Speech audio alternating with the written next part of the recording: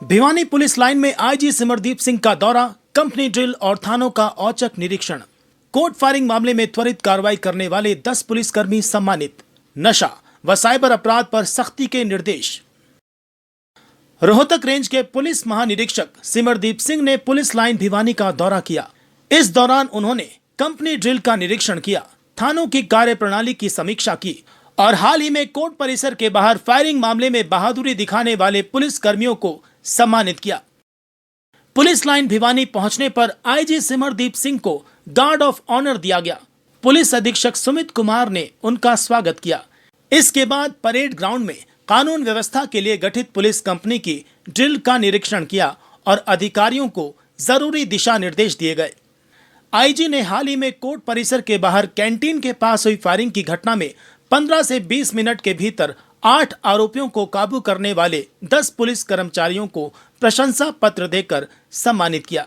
उन्होंने police team की तत्परता, साहस और नेतृत्व की सराहना की। इसके बाद प्रशासनिक भवन के कॉन्फ्रेंस हॉल में जिले के डीएसपी, थाना व चौकी प्रभारी, क्राइम यूनिट और विभिन्न शाखाओं के प्रभारियों के साथ बैठक कर कानून व्यवस्था और मामलों की प्रगति की समीक्षा की गई। आईजी सिमरदीप सिंह ने थाना सिविल लाइन और थाना साइबर क्राइम का औचक निरीक्षण भी किया। उन्होंने रिकॉर्ड, लंबित मामलों और थानों की कार्यप्रणाली की जांच कर आवश्यक निर्देश दिए। मीडिया से बातचीत में उन्होंने नशा तस्करी और साइबर अपराध को बड़ी चुनौती बताते हुए सख्त कार्रवाई की बात कही। साथ ही लोगों से अनजान कॉल, लिंक और संदिग्ध व्यक्तियों से दूरी रखने की अपील की। आईजी ने अपराध नियंत्रण में सीसीटीवी कैमरों को बेहद अहम बताते हुए आम जन से अधिक कैमरे लगाने की अपील की ताकि अपराधियों पर नजर रहे और भिवानी को और सुरक्षित बनाया जा सके। आज मैं यहाँ भिवानी डिस्ट्रिक्ट में आया था पुलिस का रिव्यू करने के लिए, जो हमारी डिप्लॉयमेंट है पुलिस की। तो इसमें हमारा सभी के लॉ एंड ऑर्डर कंपनीज को हमने देखा है कि कोई भी लॉ एंड ऑर्डर सिचुएशन होती है उसके लिए भिवानी पुलिस की क्या तैयारी है, उसमें क्या क्या कमियां हैं, क्या क्या इनको रिक्वायरमेंट है, उसका एक बार हमने आंकलन किया है। और जो चीज़ की रिक्वायरमेंट होगी उन चीज़ को उनको हम प्रोवाइड करेंगे यहाँ पे भिवानी पुलिस को। उनकी ड्रिल देखी गई है। उसके अलावा क्राइम का जनरल पैटर्न को रिव्यू किया गया है। जो हमारे केसेस पिछले साल में दर्ज हुए हैं 2025 में और उससे पहले भी रजिस्टर हुए हैं, कितने केसेस हैं जो अंडर इन्वेस्टिगेशन है, जिनकी हमारी तफ्तीश पेंडिंग है, उनके बारे में चर्चा की गई है, डिस्कशन हुई है। और हमारे जो नारकोटिक्स का जो एनडीपीएस में जो प्रॉब्लम यहाँ पे भिवानी में शुरू हुई है या बाकी डिस्ट्रिक्ट्स में हरियाणा में शुरू हुई है, उसके रिगार्डिंग हम क्या स्टेप्स ले रहे हैं और कितनी तत्परता से हमें काम करने की ज़रूरत है, इसके बारे में भिवानी पुलिस से मैंने बात करी है। और साथ ही में वायलेंट क्राइम के बारे में डिस्कशन हुआ था, जिसमें कुछ केसेस में एक्सटॉर्शन कॉल्स हैं। एक नया प्रकार का क्राइम यहाँ पे हरियाणा में, पंजाब में, दिल्ली में, इस नॉर्थन रीजन में शुरू हुआ है, जहाँ पे गैंगस्टर्स बाहर बैठ के वहाँ पे एक्सटॉर्शन कॉल्स करते हैं।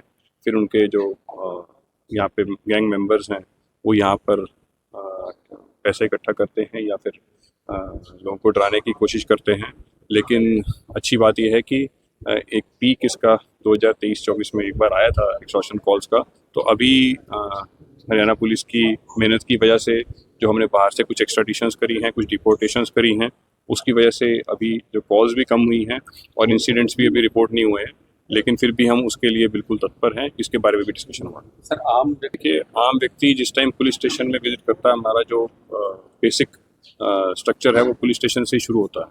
जिस टाइम पुलिस स्टेशन में कोई व्यक्ति विजिट करता है, उसको अगर हम सही तरीके से सुन लें, उसकी प्रॉब्लम को सुन लें और जो उसकी उचित कार्रवाई है अगर हमारा आईओ कर दे, तो आई थिंक उसी से हमारा विश्वास बढ़ता है। ये बेसिक हमारी पुलिसिंग का जो काम है और इसी वजह से हमें यहाँ पे पुलिस में भर्ती किया गया है।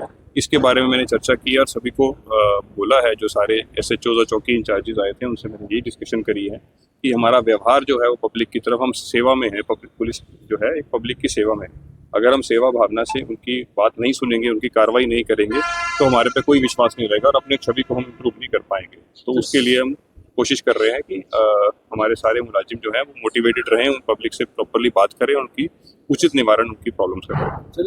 हाँ, साइबर क्राइम का एक नया ट्रेंड शुरू हुआ है, जो आदमी जिनको नहीं थोड़ा आइडिया है या वो कुछ ना कुछ लिंक क्लिक कर देते हैं, उनका पैसा चला जाता है। इस तरह के बहुत सारे केसेस बढ़े हैं। इसके रिगार्डिंग हमने हर डिस्ट्रिक्ट में एक साइबर क्राइम पुलिस स्टेशन भी शुरू किया है, यहाँ भी भिवानी में भी शुरू हुआ है। उसका रिव्यू मैं सेपरेटली अभी भिवानी पुलिस स्टेशन का भी साइबर क्राइम का रिव्यू भी करूँगा।